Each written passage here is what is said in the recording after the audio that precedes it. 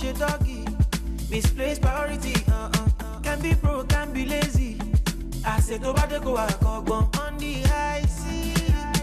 My money be like cocoa money. You know, music has a way of setting the vibe, and with songs like Party No They Stop and High, you can't help but get up and dance. Our next guest is a global Afro-pop trailblazer, celebrated for blending modern Afro beats with traditional rhythms while staying true to his heritage. And he first made waves in 2014 with Sade, a cover of a One Direction song, and has been redefining the genre ever since. His latest track, Coco Money, samples a popular Rihanna hit, a bold move that shows why, as Afrobeats takes the global stage, he continues to lead its evolution. Joining me now, Adekunle Gold, my man. Thank you so much. A little round of applause to make you here. Thank you for having me. Listen, thank you for coming on ABC News Live here. You know, this is fantastic. Sade, that came out all the way back in 2014 of December. I can't believe it's been so long. It is. Obviously re-released in March 2015. Thinking about where you started from that track to where you are now, how has your song and your vision evolved over all these years? I've just lived. I've done everything I wanted to do. You know, I'm a dreamer. Everything I think of, I just make sure to do. And that's what's led me here since Sade. Sade was a cover of One Direction Story of My Life. I released the song when I just lost my job. You know, in 2014. I was working as an editor, a graphic designer at some company. And they told me to go. And I wanted to release an EP. So I released Sade. Because it was a cover, I was just thinking about it, like, I don't lose anything. Let me just drop the song, see what it does, and it literally changed my life. Wow, and look where we are now. Yeah, man. Now, Fuji, that's your most personal album to date, blending classic Nigerian instrumental with contemporary Afro-pop. What does this side reveal to you, and how do you hope your message resonates with your listeners? It reveals culture, you know, heritage. Fuji is a sound that I grew up on. It's one of the oldest sounds from Nigeria. Right. You know, I talk about how a lot of people need to understand that Afrobeats, you know, has like forefathers, you know. Yeah. And that's Fuji. Fuji, High Life, Akpala, all of these sounds, you know, are the reasons, they are the bedrock of Afrobeats. And Fuji I grew up on. I just wanted to make something that, you know, that was the sound of my childhood. That's a beautiful sound too. Yeah. And you can. It's so interesting to hear the modern Afro beats, but still hear that traditional Nigerian rhythm music all throughout Fuji, all throughout the album, and really just all throughout your music.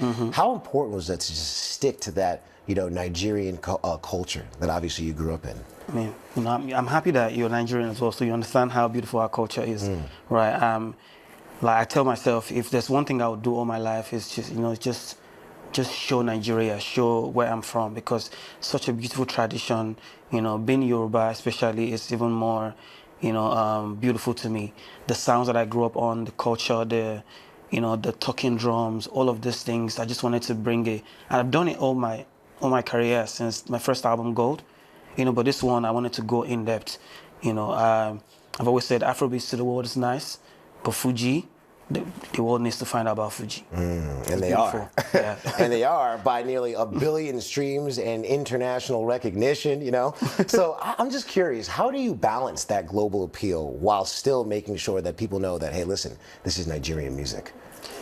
I mean, I think it'll be silly to lose your core, you know, to the reason that you are who you are, and that's what I've held on to, you know, for the most part of my life. Even though sometimes I have fun, try out the sounds, try out the genre, but the song, and I say it all the time, it's not music, it's not a song until my voice gets on it.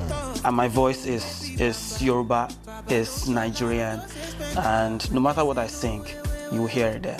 So it's very important to me to, you know, keep that, because that's who I am. Yeah, that's what makes you. Now, exactly. I want to talk about something a little serious. You've shared your story about living with sickle cell, and you've launched 5-Star Care through your foundation, providing free health insurance to those affected. I want to know, what inspired you to start that, and what impact do you hope it has on your life and others?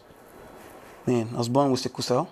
I'm living with sickle cell, and 2022, I remember when I wrote the song 5-Star, it just felt like I was called to, you know, tell my truth, you know, and give hope to people living with sickle cell. But because back home, where we have the most sickle cell people. I mean, people living with sickle cell in the world, Nigeria.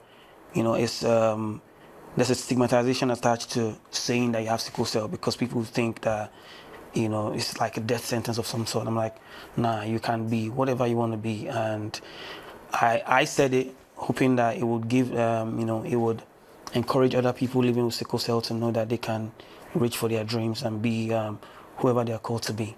Because I've done it, I'm doing it, you can do it as well. And launching the foundation, I just wanted to, you know, give back to the people that's helped me become who I am right now, you know. Back home, that's where we started the foundation. You know, it's called Adekunle Gold Foundation. And every now and then we see people at our outreaches, you know, we give free blood transfusion, psychotherapy. It's been good. We've done for like 2 years now, and it's been incredible. The goal is to be able to make so much noise so that the most important like organizations, you know, talk about sickle cell, because there's not much awareness about sickle cell, and I need the world to know about it. Adekunle Gold, thank you for your music, but most importantly, thank you for your work. Thank you. Absolutely.